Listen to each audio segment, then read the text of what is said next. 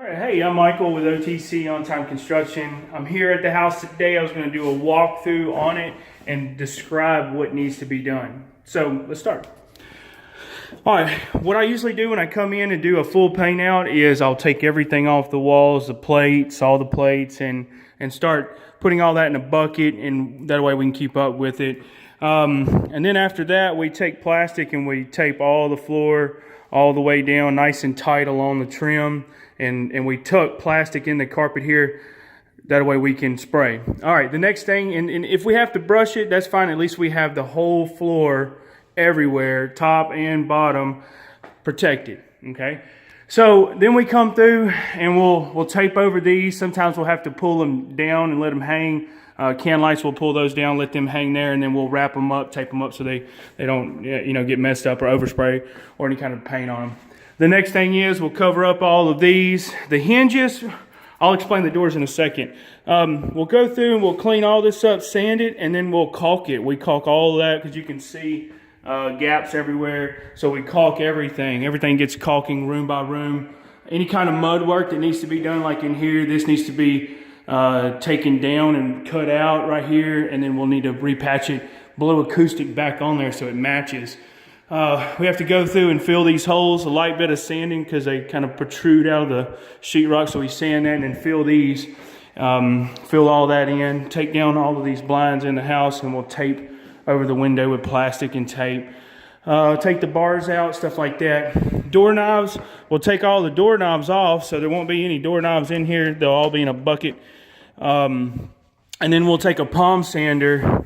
It doesn't feel like oil. That's acrylic.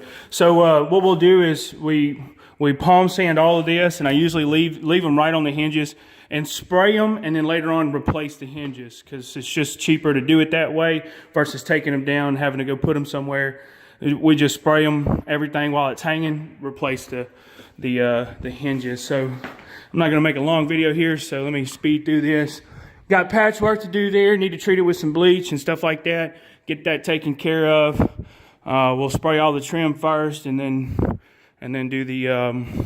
As you can see, somebody got a hold to it here. So my suggestion in this house is all this wood that's showing, we need to lightly sand all this, prime it, spray prime everywhere, caulk it and then spray prime everywhere, and get rid of this wood look in here. To me, when I first came in, I felt a sense of, oh, it's really dated because of that. And then somebody come along and, have some paint here that we need to take care of. And we can spray all these out, not a problem. This in here, all this wallpaper in here, we'll have to take all this wallpaper and treat it. There's new stuff on the market. I usually just score it and then oil prime it to glue it to the wall, let that dry with a fan on it overnight, and then we'll come in. But there's some new stuff that works even better. So anyway, but we'll score all that and then texture it. It's got a heavy texture, so we'll need to skim coat everything and then come back and shoot a mud texture on the wall. I don't like this kind of texture, and let me explain. This is like a leather roller. Well, that's wallpaper. This is wallpaper. But that texture here, somebody painted over that wallpaper. This kind of texture right here takes a special roller, and when there's a patch, it's hard for anybody to fix it because they like to do like little small patches and they'll show.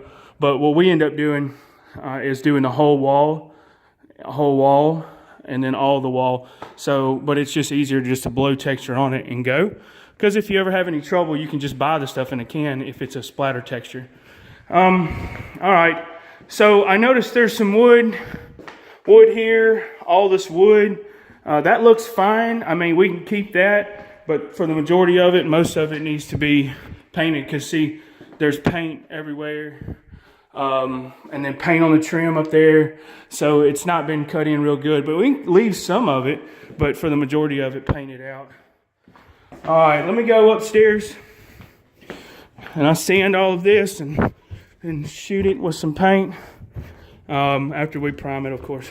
Okay, upstairs here, as you can see, these are fine, that's fine, that's fine. May want to take care of some of this. Got paint on, probably clean some of that off. But see how it's been overpainted here. Somebody tried to. So I think that would be the best thing to do is just go ahead and it'll all have to be caulked. See all the gaps, because you don't caulk any of this when you do it. All right, into this room here. Same thing in here. Have to, caulk and everything. So each room gets its own prep, and then have to skim coat up here. Have to skim all that out. Somebody's got some mud up there, not sanded, so we'll have to take care of that to make it look right. We'll spray everything out primer. So, whew, all right. There's some funky mud work here, but this all needs to be primed here. All right, in here, this light's ballast needs to be replaced there. But I've got a solution here. Somebody's actually pulled this out in the past. Is what it, well, it looks like that because those pieces are a little bit different, but those are actually the turn pieces.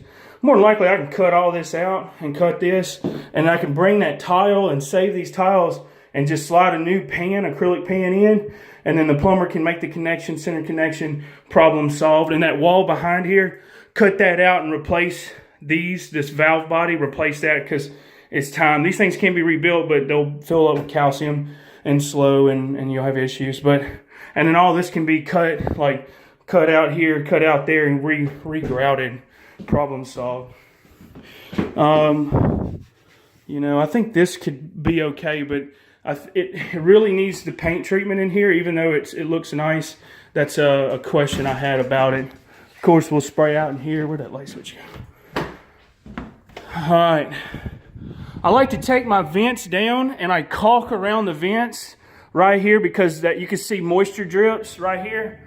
And that's what it is it's actually, what it is the gap in the sheetrock and the metal on some of these vents are kind of smaller, and it allows cold air. I mean, the cold air is forced out, creates a suction around this, and it pulls some of that hot air, and that hot air turns into moisture, and then you get drips. So I like to take these off, wash them, pressure wash them, clean them with a very acidic type solution to kind of help break everything off of it, and then we caulk all around that metal box to eliminate any of that in the future.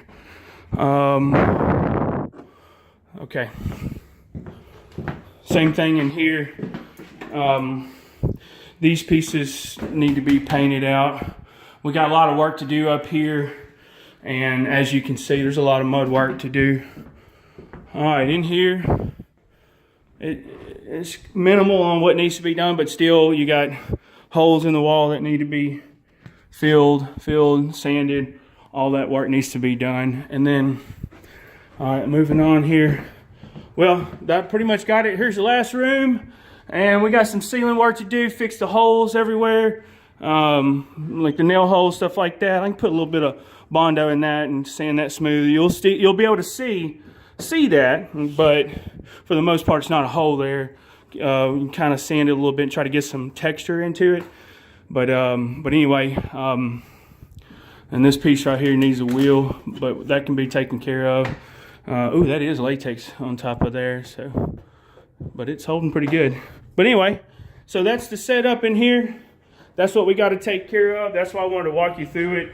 I had like 890 linear feet of wall going down it, and so that's 890 feet of wall, and you kind of multiply that by 8, and you can do the lower trim was 890 linear feet, and then there is no upper trim on the top floor, so I've already made my deductions of 442 linear feet, and then I've got to just take care of the rest of the stuff. But anyway, that's the walkthrough on it. Any questions, please contact me. Thank you.